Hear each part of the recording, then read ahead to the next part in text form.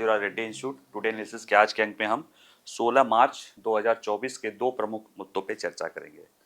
पहला मुद्दा है कि CAA सिटीजनशिप अमेंडमेंट एक्ट 2019 जिसको अभी नोटिफाई कर दिया गया है सरकार द्वारा, उसके रूल्स को उसको लेके जो है पूर्वोत्तर के कुछ राज्यों में असम और त्रिपुरा में विरोध के प्रदर्शन दिखाई दे रहे हैं। जबकि जब CAA आया था 2019 का, जब 2020 के शुरुआत में, तो अधिकांश पूर्वोत्तर के राज्यों में विरोध दिखाई दे रहा था, लेकिन इस बार केवल असम और त्रिपुरा में दिखाई दे रहा है। तो हम यहाँ समझने की कोशिश करेंगे कि ये सिर्फ वहीं क्यों है, पूर्वोत्तर के उन्हीं राज्यों में क्यों है और राज्यों में क्यों नहीं है, ठीक है। और उन राज्यों में है तो उन राज्यों में क्यों है, ठीक है, और किन राज्यों में क्यों नहीं वो भी, और जो जिन राज्यों में है यानी असम और त्रिपुरा उनमें क्यों है, इसको हम समझने की कोशिश करेंगे, ठीक है। जहां तक हमारा दूसरा मुद्दा है वह है कि केंद्र सरकार ने, उसके भारी उद्योग मंत्रालय है भी, इंडस्ट्री वाले मंत्रालय ने जो है इलेक्ट्रिक वाहन को लेकर एक नई पॉलिसी लॉन्च की है, जिसके तहत जो है जो आयातक मतलब जो ईवीज हैं उनके आयात पे जो है आयात शुल्क, जो CBU कंप्लीट व्हील यूनिट बोलते हैं, यानी जो पूरी की पूरी इलेक्ट्रिक व्हीकल बाहर बन के आएगी उसके आयात शुल्क को कमी की है। और इसके पीछे जो है कुछ वजह है, वो है भारत में EV इंडस्ट्री को बढ़ावा देना। अब ये प्रश्न है कि आयात को बढ़ावा देके कैसे भारत में EV इंडस्ट्री को बढ़ावा दिया जाएगा, तो उसको हम डिटेल में समझेंगे तो हमें उसके बारे में जानकारी मिलेगी, ठीक है। चलिए पहले देखते हैं CAA विरोधी प्रदर्शन पूर्वोत्तर के असम और त्रिपुरा में ही क्यों सिमटा हुआ है या क्यों सीमित है। देखिए, जब CAA के बारे में हम आपको पढ़ा भी चुके हैं कि उसके प्रावधान क्या हैं, उसके क्या कॉन्स्टिट्यूशनल क्वेश्चंस हैं जो सुप्रीम कोर्ट में जो है चैलेंज किए गए हैं, यानी उसके संवैधानिक कानूनी प्रावधानों को बताए हैं, और उसको लेकर क्या कंसेप्शन या मिसकंसेप्शन है, मिसकंसेप्शन ही है, और उसको लेकर सरकार ने जो है उसको FAQ में जो उसके लिए उस समस्या को, यानी उस मिसकंसेप्शन या जो कह सकते हो कि दुष्प्रचार है उसको दूर करने के लिए, या जो लोगों के डर है खासतौर से मुस्लिम समुदाय में, उसको दूर करने के लिए जो सरकार ने पहल की है उसके बारे में बताया है। आज हम देखेंगे कि एक मुद्दा है कि जब CAA पिछली बार आया था तो पूर्वोत्तर में इसका काफी विरोध देखा गया था, पूर्वोत्तर के लगभग सभी राज्यों में। इस बार विरोध हो रहा है लेकिन वो सिमटा हुआ है असम और त्रिपुरा के कुछ हिस्सों में, या असम और त्रिपुरा यानी पूरे पूर्वोत्तर में नहीं है, असम और त्रिपुरा में है, और उसमें भी जो है कुछ ही पॉकेट्स में है। इसके पीछे वजह क्या है उसको समझने की कोशिश करेंगे। तो अगर वजह देखा जाए तो सबसे बड़ी बात है कि जो कॉन्स्टिट्यूशनल अमेंडमेंट एक्ट है उसमें कुछ प्रावधान, कुछ रक्षोपाय किए गए हैं कुछ विशेष क्षेत्रों में। वो विशेष क्षेत्र वो हैं जो 6 शेड्यूल के तहत जो है ऑटोनोमस डिस्ट्रिक्ट काउंसिल है, या स्वायत्त शासी एरिया है, या पूर्वोत्तर के जिन राज्यों में इनर लाइन परमिट है या आंतरिक परमिट की व्यवस्था है, इन दो जो है इन दो मतलब दो तरह के क्षेत्रों को छोड़कर बाकी सारे भारत में जो है CAA लागू है। तो कहीं ना कहीं पूर्वोत्तर का एक जो विशाल क्षेत्र, जो 7-8 राज्य हैं, खासतौर से जो 7 सिस्टर बोला जाता है, सिक्किम उसको जोड़ दिया जाए तो 8 हो जाता है, उसमें पहले ये बातें नहीं थी कि इसको कैसे लागू किया जाएगा। लेकिन जब नियम आए तो उनके बहुत सारे पूर्वोत्तर के राज्यों को जो चुनौतियां हैं या जो उनकी समस्याएं थी उनको दूर करने की कोशिश की गई है। इसलिए यह बात वहां पे सिर्फ असम और जो है त्रिपुरा तक ही फैला है। आइए इसको जरा हम डिटेल में देखते हैं कि मुद्दा क्या है। तो मुद्दा ये है कि नागरिकता संशोधन अधिनियम या CAA, सिटीजनशिप अमेंडमेंट एक्ट 2019 इसको बोलते हैं, इसको जब पारित हुआ था तो 2019 में पूर्वोत्तर में हलचल मच गई थी, और उसके क्रियान्वयन के लिए जब अधिसूचना जारी कर दी, यानी जब इसे लागू करने की बात हो रही है, तो केवल असम और त्रिपुरा में ही इसके खिलाफ असंतोष की तेज आवाज सुनाई दे रही है, बाकी छिट्टा पुट्टा सुनाई दे रही है। लेकिन जो मेन आवाज है वो असम में है और त्रिपुरा में सुनाई दे रही है इसके विरोध को लेकर। देखिए, इसके विरोध को लेकर दो तरह के जो है कह सकते हो कि अगर भारत में देखो तो दो तरह के प्रदर्शन या दो तरह की इसकी विरोध है। कुछ जनजात जो है जो स्थानीय या स्वदेशी जनजाति समुदाय द्वारा, उनको लगता है कि उनके क्षेत्र में जो पहले से लोग आके बस गए हैं वह जो है उसमें खासतौर से नॉर्थ ईस्ट के क्षेत्रों में वह अगर उनको नागरिकता दे दी जाएगी तो वो उनकी जो स्थानिक या निर्जाति पहचान है उसको नुकसान पहुंचेगा। इसको लेकर मांग चल रही थी। दूसरे एक मुस्लिम समुदाय के बीच में एक डर का भाव है, उसको लगता है कि कहीं न कहीं ये उनको नागरिकता उनका छीनने की बात है या उन्हें इसको लेकर अपने नागरिकता को प्रमाणित करना पड़ेगा। ठीक है? तो मुस्लिम समुदाय की जो मांग है उसको हमने देखा है कि कैसे सरकार ने अपने प्रश्नों के द्वारा बताया है कि ये किसी की नागरिकता छीनने की बात नहीं करता और जो इस तरह की मांगे हैं उसको बताया है। जहां तक जो जनजातीय समुदाय की विरोध प्रदर्शन है उसको भी दूर करने के लिए जो रेगुलेशंस है उसमें ये कह दिया गया है कि ये पूरे भारत में लागू होगा, उन जगहों पे नहीं लगेगा जहां पे छठी अनुसूची जारी है। छठी अनुसूची के तहत जो स्वायत्त जिला परिषद है या जो क्या कहते हैं कि इनर लाइन परमिट वाले क्षेत्र हैं। तो देखिए इसीलिए इस बार विरोध प्रदर्शन असम और त्रिपुरा तक ही सीमित है, क्योंकि इन दोनों राज्यों में बड़े हिस्से को छोड़कर पूर्वोत्तर के लगभग सभी क्षेत्रों को सीए के प्रावधानों के प्रभावी रूप से छूट दी गई है। क्यों दे दी गई अभी देखेंगे। जैसे उसमें सीए के प्रावधान कहां नहीं लागू होंगे, जहां पे इनर लाइन परमिट चल रहा है, व्यवस्था चल रही है, या जो छठी अनुसूची का ऑटोनोमस डिस्ट्रिक्ट काउंसिल या स्वायत्त शासी जिला क्षेत्र जो है स्वायत्त शासित जिला क्षेत्र जो है उसको एडीसी बोलते हैं, ऑटोनोमस डिस्ट्रिक्ट काउंसिल जो है या परिषद जो है कार्य कर रही है। तो उन क्षेत्रों में यानी इनर लाइन परमिट और एडीसी वाले क्षेत्रों को छोड़कर बाकी सभी जो है देश में सीए का जो है प्रावधान लागू है और पूर्वोत्तर के लगभग ज्यादातर क्षेत्रों में वो जो है ज्यादातर क्षेत्र यही एडीसी यानी स्वायत्त जिला परिषद या इनर लाइन परमिट के हिस्से में आ जाते हैं। लेकिन असम और त्रिपुरा के भी कुछ हिस्से आते हैं स्वायत्त शासित डिस्ट्रिक्ट वाले में, लेकिन बहुत बड़ा हिस्सा अभी भी उससे बाहर है। वहां के लोग अब इसका विरोध कर रहे हैं, क्या कि सीए का विरोध। ठीक है, इस अधिनियम में देखिए कहा गया था कि असम, मेघालय, मिजोरम और त्रिपुरा ये 4 राज्य वो हैं जहां पे आदिवासी क्षेत्र पर जो है यहाँ पे संविधान की छठी अनुसूची के तहत जो है इसमें जो है उनके आदिवासी क्षेत्रों के लिए जो है स्वायत्त डिस्ट्रिक्ट क्षेत्र या एक जिले में भी एक से अधिक अगर जनजाति समुदाय हो तो उनके लिए जो है autonomous regional council ADC, autonomous district council, autonomous regional council की व्यवस्था की गई। तो उन क्षेत्रों को इसमें वहां पे सीए से वैसे भी बचा रखा गया है।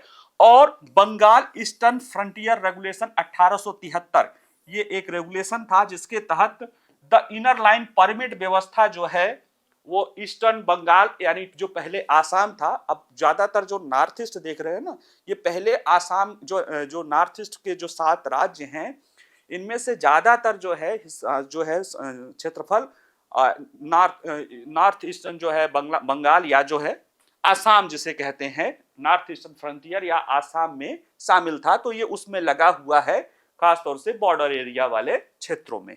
ठीक है, तो इनर लाइन, अब यहाँ पे हमें 2 चीजें समझ में आई कि जहां पे इनर लाइन परमिट है वहां पे ये लागू नहीं होगा और जहां पे छठवीं अनुसूची के जो autonomous district autonomous regional council है वहां पे लागू नहीं होगा।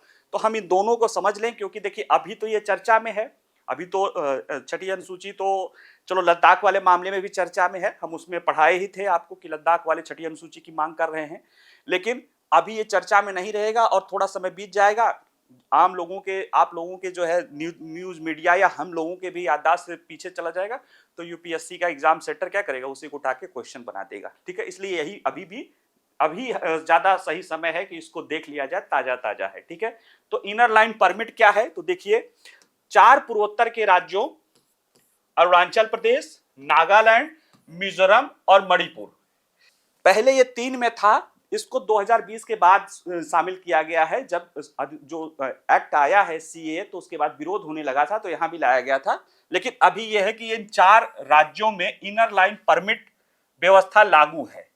इनर लाइन परमिट क्या होती है, एक विशेष परमिट है, विशेष व्यवस्था है जिससे उन क्षेत्रों से अलग भारत के अन्य हिस्सों से कोई भी जो है नागरिक वहां पे बसना चाहता है, तो बसना या आना जाना चाहता है, तो उसे इनर लाइन परमिट लेना पड़ेगा। एक तरह से आप कह सकते हो कि ये एक आप देश में कोई एक ऐसा क्षेत्र है जहां पे आपको रहने बसने के लिए आपको एक परमिट या आने जाने के लिए भी, व्यापार करने के लिए भी परमिट लेने की जरूरत पड़ती है। ऐसी जरूरत क्यों पड़ती है? ऐसा तो वीजा लेना पड़ता है दूसरे देश को जाने के लिए, जबकि कुछ हमारे देश हैं जैसे नेपाल नेपाल में तो वीजा भी नहीं लेना पड़ता है। तो ऐसे में जरूरत क्यों पड़ी?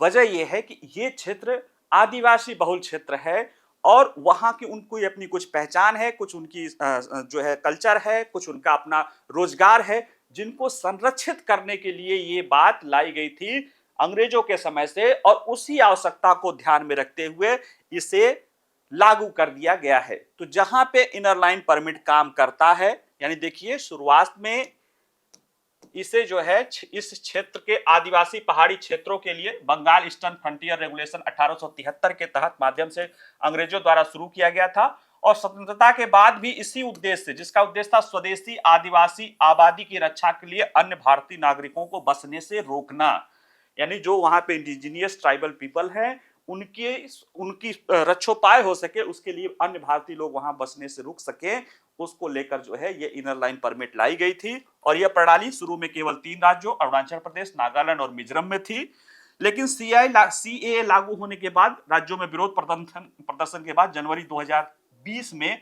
मणिपुर को भी इनर लाइन परमिट वाले क्षेत्र में शामिल कर लिया गया। यानी ये 4 राज्य कौन कौन से? अरुणाचल, नागालैंड, मिजोरम और मणिपुर। उधर जो म्यांमार बॉर्डर और चीन के बॉर्डर से सटे हुए चारों राज्य जो है वहां पे इनर लाइन परमिट काम करता है, यानी वहां पे सीए वैसे भी लागू नहीं होगा, तो उसका विरोध होने की कोई बात है ही नहीं है।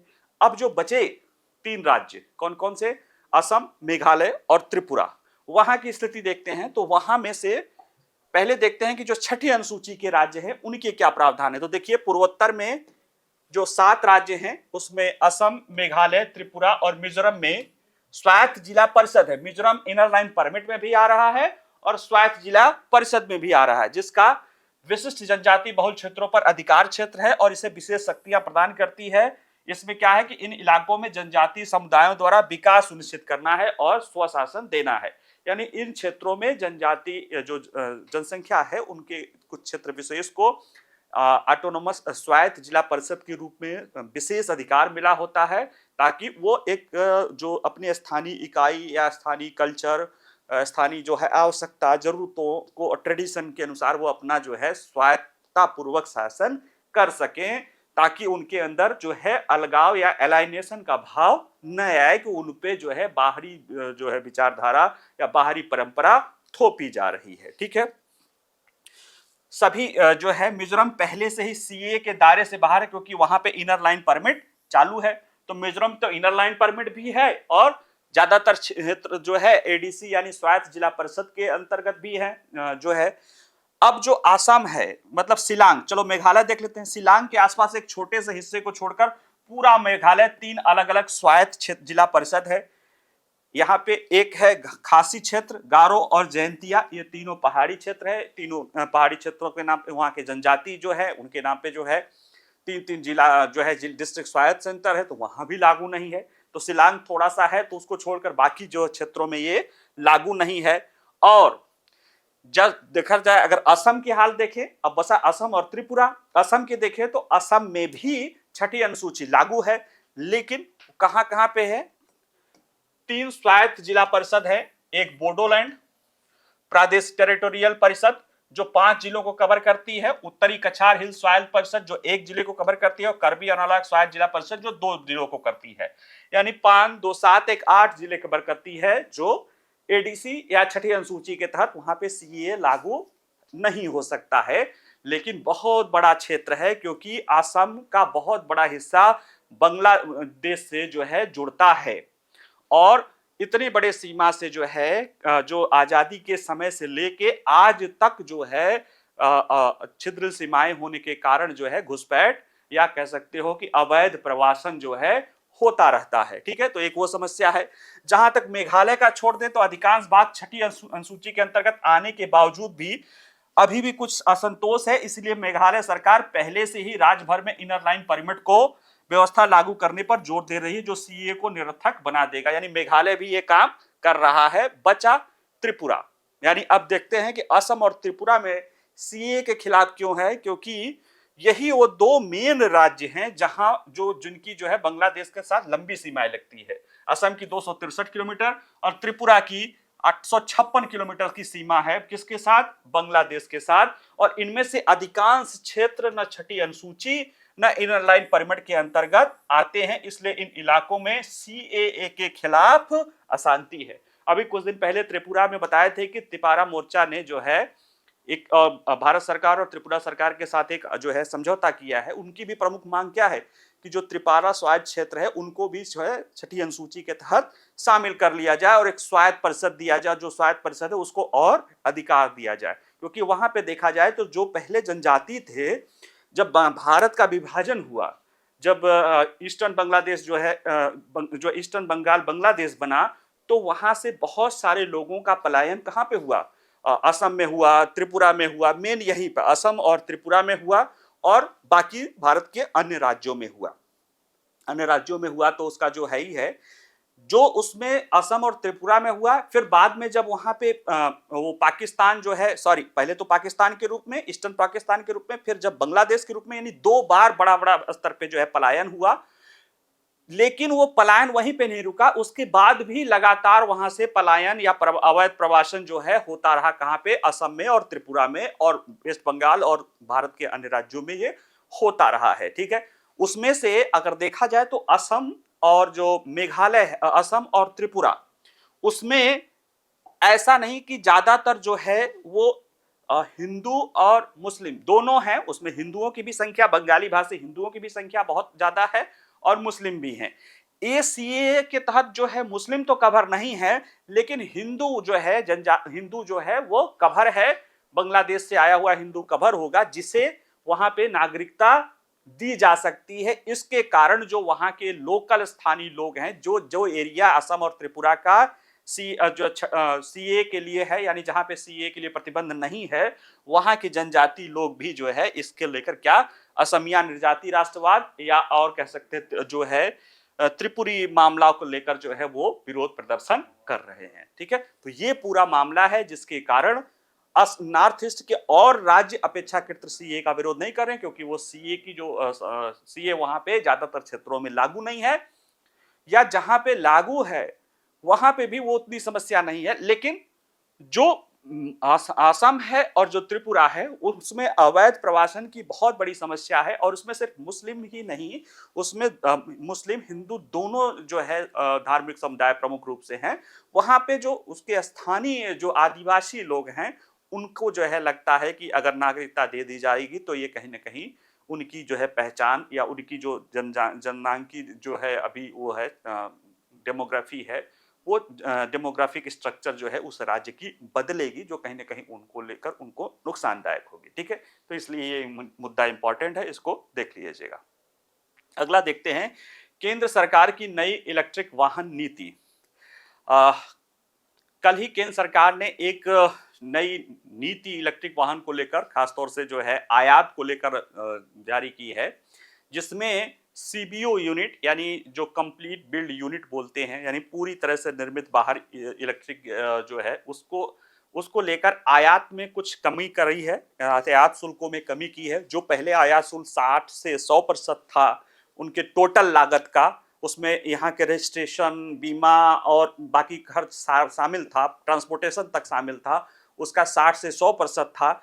अब उसे घटा के 15% कर दिया गया है। लेकिन इसमें दो राइडर है। पहला कि उनके लिए पूरे साल के लिए सीमा तय कर दी गई है कि इससे ज्यादा जो है गाड़ियां आयात नहीं हो सकती हैं। दूसरा, जो भी गाड़ियां आयात करेगा, इस छूट का लाभ लेगा, उसे तकरीबन 4,4100 कुछ करोड़ रुपए भारत में इलेक्ट्रिक वाहन के क्षेत्र में निवेश करने पड़ेंगे। यानी कि ये जो छूट दी गई है यह एक लिमिटेड क्वांटिटी के लिए दी गई है और साथ में निवेश करने को इसमें बाध्यकारी बना दिया गया है, तभी ये छूट दी जा सकती है। यानी कहें तो एक तरह से इलेक्ट्रिक व्हीकल क्षेत्र में एक तरह से नया प्रोडक्ट लिंक स्कीम है, लेकिन उसको दूसरे तरह से इसमें आयात शुल्क दिया जा रहा है, आयात शुल्क कम करके निर्यात को प्रोत्साहन दिया जा रहा है। और जो आपकी प्रमुख इलेक्ट्रिक वाहन कंपनी टेस्ला है, आप समझ ही रहे हैं कि उससे बेहतर इलेक्ट्रिक वाहन कोई नहीं बना रही है, वो हमेशा से भारत के मार्केट में अपनी कारों को लाना चाहता है। लेकिन सरकार की जो ये कर की नीति के कारण जो है, जैसे उसकी कार की कीमत 25 से 30 लाख रुपए अगर पड़ रहा है उसको बाहर, तो वो यहाँ पे आके 60-70 लाख रुपए पड़ जाता है 100% के टैक्स के कारण। यानी जो टैक्स की जो दर है वो $40,000 से कम के लिए 60% है और $40,000 से ज्यादा के लिए जो है 100% थी।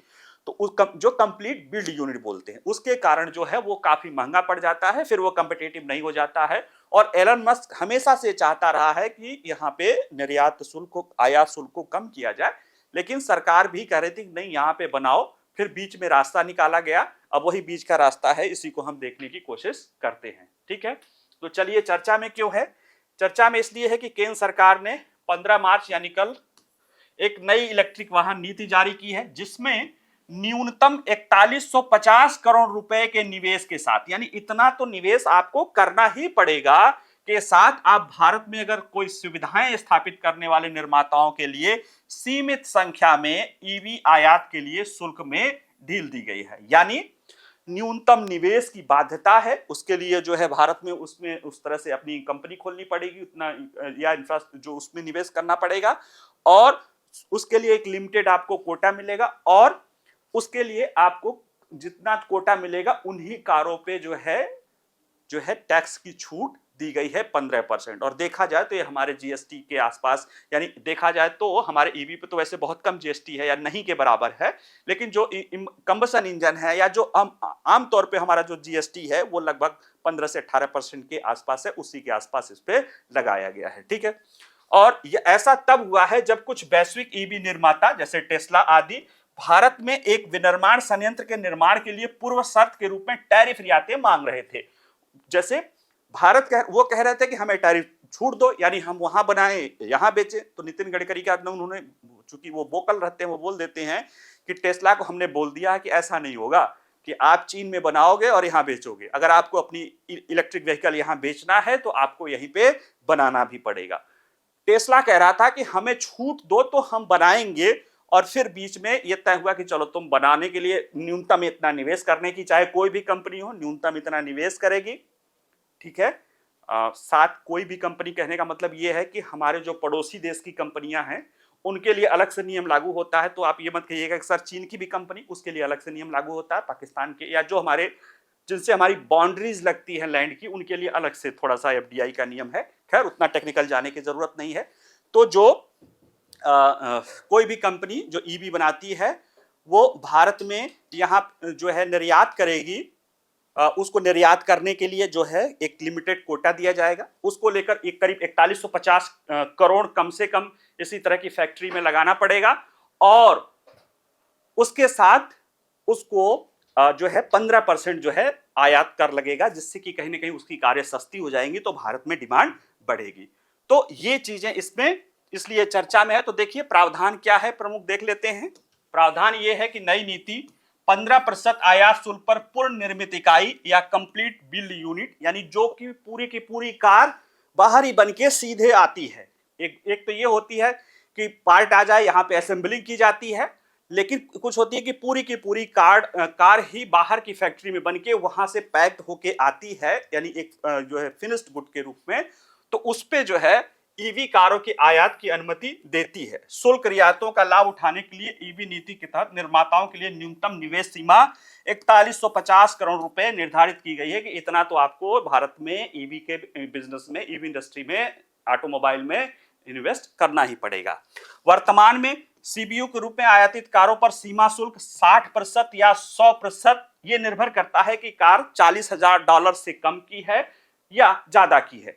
और इस खर्च में सिर्फ उस कार की वहां की कीमत नहीं है, उसकी ढुलाई का खर्चा, उसके इंश्योरेंस का खर्चा, उस पे जो टैक्स लगेगा, वो सर मैंने पूरा जिसको कहते हो ना ऑन रोड प्राइस।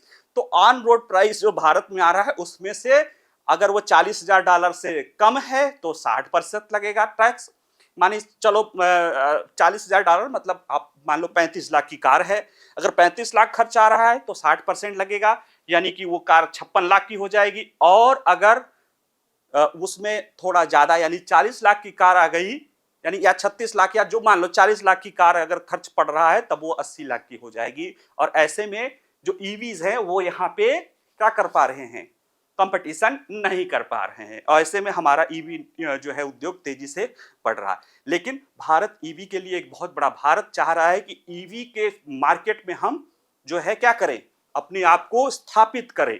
हम कंबसन इंजन में छूट गए थे, लेकिन हम ईवी के मार्केट में हम अपने आप को स्थापित करें। तो उसके लिए जो हमारी इंडस्ट्रीज हैं वो तो चलो कर ही रही हैं, लेकिन हमें बड़ी खिलाड़ियों को भी चाहिए। और जैसे चीन है, चीन ने टेस्ला आया, तो चीन और टेस्ला का जो BYD है, टेस्ला ने BYD के साथ पहले बैटरी के लिए, बाद में BYD बहुत बड़ी कार जो है इलेक्ट्रिक कार निर्माता कंपनी बन गई है। तो उसी तरह से भारत भी चाहता है कि जो वैश्विक कंपनियां हैं वो भारत में निवेश करें, ज्वाइंट वेंचर में करें, इंडिपेंडेंटली करें, जैसे करें, जिससे क्या हो कि भारत जो है एक वैश्विक कार ईवी कार निर्माता के रूप में उभरे। और ऑटोमोबाइल सेक्टर अगर देखा जाए तो आज भारत की जीडीपी का 7% है, यानी इसको अगर हम देखें कि इसका उद्देश्य क्या है, तो आज हमारा केंद्र सरकार ने कहा कि इस नीति का उद्देश्य भारत में ईवी विनिर्माण को बढ़ावा देना है, और यह एक ऐसा क्षेत्र है जिसमें आने वाले वर्षों में ऑटोमोबाइल क्षेत्र के भीतर एक प्रमुख श्रेणी में विकसित होने की उम्मीद है। भारत वर्तमान में दुनिया का तीसरा सबसे बड़ा ऑटोमोबाइल बाजार है, दुनिया में सबसे तेजी से बढ़ते ऑटोमोबाइल बाजारों में से एक है। तीसरे तो हम ही हैं, और सबसे तेजी से हम बढ़ भी रहे हैं। और अगर देखा जाए तो जो इस साल वर्तमान में हमारा ऑटोमोबाइल बाजार 12.5 लाख करोड़ का है, जो 2030 तक कितना हो जाएगा, 24.9 लाख करोड़, यानी लगभग दूना हो जाएगा। ऐसे में इतने बड़े मार्केट में, और वो मार्केट किधर जा रहा है, ईवी की तरफ ट्रांजिशन जा रहा है। तो भारत भी चाहता है कि वह उसमें लीड ले और एक अपने आप को क्या करे, वैश्विक क्षेत्र में, जैसे एनर्जी ट्रांजिशन में भारत जो है, हमारे पास पेट्रोलियम नहीं था, कोई बात नहीं, कोयला आदि था, लेकिन हमारे पास भारत ने लक्ष्य रखा है कि हमें हाइड्रोजन के सेक्टर में लीड लेना है। ग्रीन हाइड्रोजन के सेक्टर में भारत को लीड लेना है, उसके लिए ग्रीन हाइड्रोजन मिशन चला रखा है। उसी तरह से भारत ईवी के क्षेत्र में भी लेना चाह रहा है, भारत सेमीकंडक्टर के क्षेत्र में भी लेना चाह रहा है, भारत इलेक्ट्रॉनिक्स के क्षेत्र में भी दुनिया का लीड लेना चाह रहा है, खासतौर से 5 जो कम्युनिकेशन वाले 5G जो है 6G टेक्नोलॉजी, 6G और आर्टिफिशियल इंटेलिजेंस के क्षेत्र में। ठीक है, चलिए आज इतना ही, बाकी मिलते हैं कल। नमस्कार।